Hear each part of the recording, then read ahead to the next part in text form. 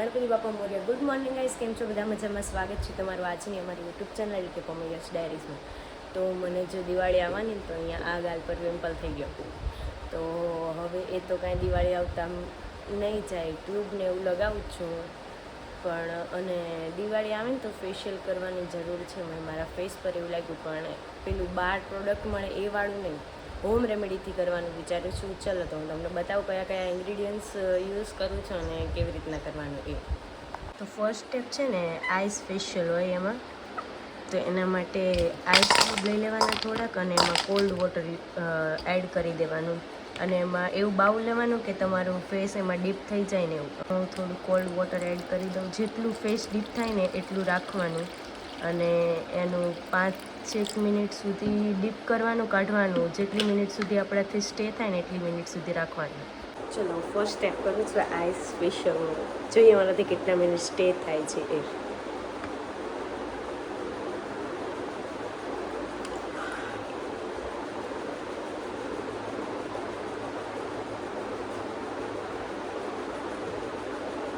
બહુ ઠંડુ છે મારાથી. છે ને વધારે ટાઈમ ડીપ નથી રહેવાતું, ડીપ નથી થતું ફેસ, એટલે હું છે ને રબ કરી દઉં છું.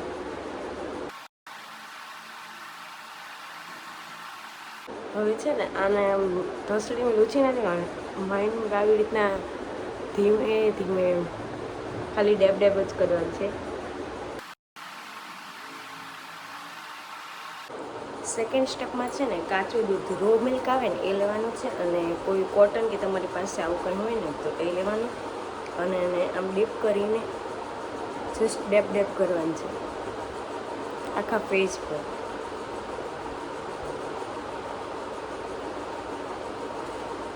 આ ક્લિન્ઝિંગ છે, આ સેકન્ડ સ્ટેપ છે ને.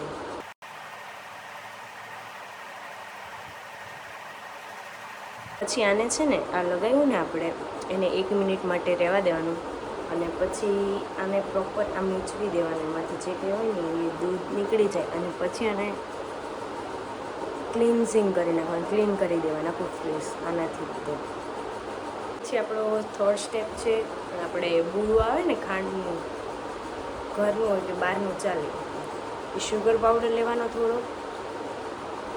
સ્ક્રબ છે આ શુગર પાવડરની અંદર આપણે થોડું મધ એડ કરીશું.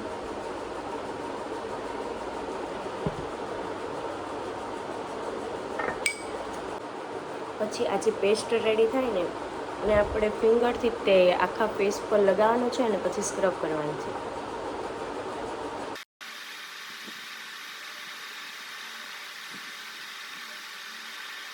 રીતના સ્ક્રબિંગ કરવાનું છે.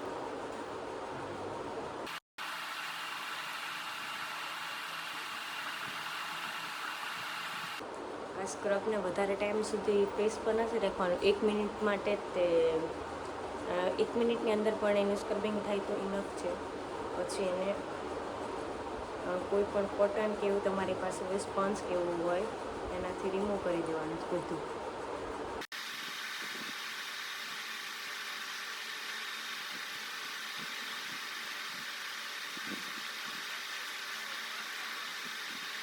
આપણું ફોર્થ સ્ટેપ છે ફેસ પેક બનાવવાનો છે. એના માટે છે ને થોડી કોફી લેવાની છે, થોડું બેસન એડ કરવાનું છે, એમાં ચણાનો લોટ, થોડું મધ,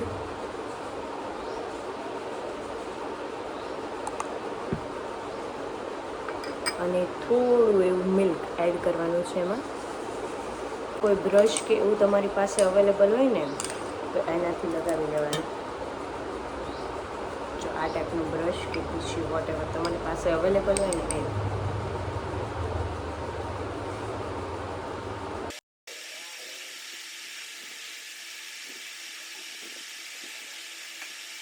મારું આ ફેસ પેક સુકાઈ ગયું છે, જોયું. હવે હું આને ક્લીન કરી દઈશ.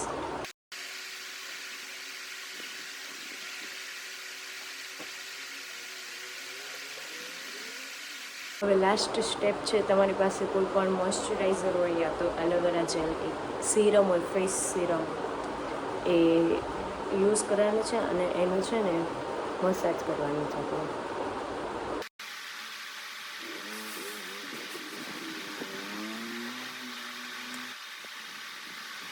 તો આ છે આપણું ફાઇનલ રિઝલ્ટ. તમે જો મારી સ્કિન ગ્લો કરવા લાગી છે. અહીંયા જે બ્લેકેટ્સ ને બધું હતું એ બધું રિમૂવ થઈ ગઈ છે, ડેડ સ્કિન પણ, અને સ્કિન સોફ્ટ પણ થઈ ગઈ છે.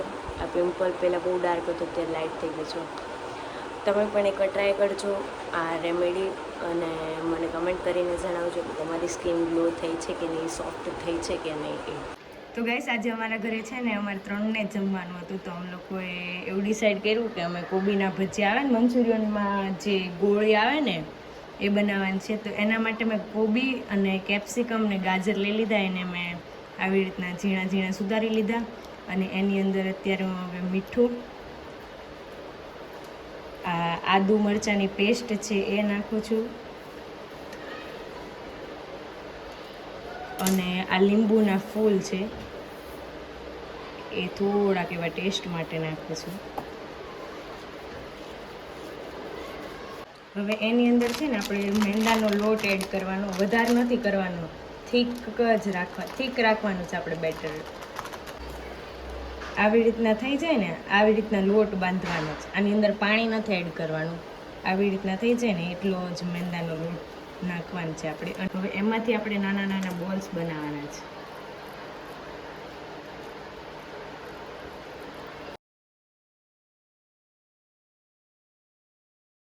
મેં ફ્રાય માટે તેલ મૂકી દીધું છે ને, તેલ આવી ગયું છે એટલે એને ધીમો ગેસ કરીને હવે ધીમે ધીમે એમાં આપણે આ ફ્રાય કરવા માટે નાખી દઈશું.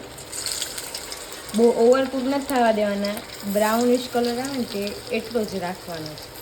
અને બહુ વધારે નથી મૂકવાના, અને થોડા થોડા જ મૂકવાના છે, કેમ કે મેશઅપ થઈ જશે પછી તો ફૂટી જવાની સંભાવના રહે. ફ્રાય થઈ ગયા છે હવે, અને આટલા જ ફ્રાય થવા દેવાના. જો વધારે ફ્રાય નથી થવા દેવાના. અને પછી એને આવી રીતના ટીશ્યુમાં કેમ લઈને કરી દેવાના. અને આપણો બ્લોગ બનાવતા હોય ને આપણો બ્લોગ જોતા હોય ને ઘરવાળા, જો કેવો મજા આવે. 11:30 જેવું થયું, અને બધા અમારી સોસાયટીમાં ફટાકડા બહુ બધા ફૂટતા હતા. અને કાલ 11 છે તો એના માટે રંગોળી બનાવવાની છે. તો અમે લોકો રાત્રે બનાવીને જ સૂઈએ, પણ આજે મેં ગોઈતી નથી, તો અત્યારે હવે હું ગોતીશ ને પછી બનાવીશ.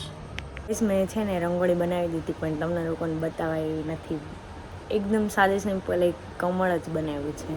હું કાલથી સારી બનાવીશ ને પછી તમને બતાવીશ. ચલો મળીએ એક નવા બ્લોગની સાથે. ત્યાં સુધી બાય બાય, ટેક કેર.